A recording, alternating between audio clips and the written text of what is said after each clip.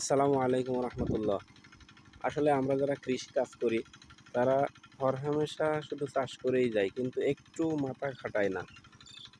দেখুন, এখানে আমাদের এক বড় ভাই পেঁয়াজ এবং রসুন চাষ করেছে।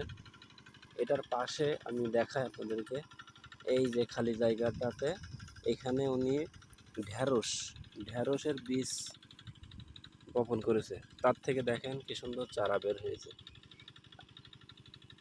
কিন্তু উনি ভাবলো যে ঢ্যাঁড়স এটা তো হবে, কিন্তু এরপরে পেঁয়াজ রসুন তো অল্প কিছুদিন পরেই উঠে যাবে, এখানে তখন কি করবে? তাই তিনি চিন্তা করে দেখলো এবং তাৎক্ষণিক সিদ্ধান্ত নিয়ে তিনি এই পেঁয়াজ রসুনের মধ্যেও দেখেন একটু একটু খুঁচে খুঁচে তিনি ঢ্যাঁড়সের বীজ পুঁতে দিয়েছে।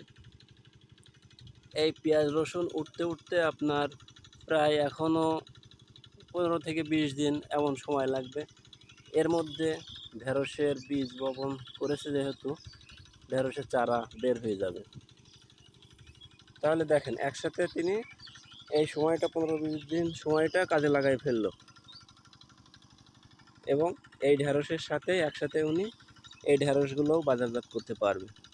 এই জন্য আমরা যারা কৃষিকাজ করি তাদের অবশ্যই উচিত একটু মাথা খাটিয়ে একটার ভিতরে একটি ফসলের মধ্যে আরেকটি ফসল কীভাবে চাষ করলে ফসলের যেন ক্ষতি না হয় সেই দিকে খেয়াল রেখে সাথী ফসল হিসেবে অন্য ফসলও করা, তাহলে কৃষিতে আমরা অবশ্যই লাভবান হতে পারবো।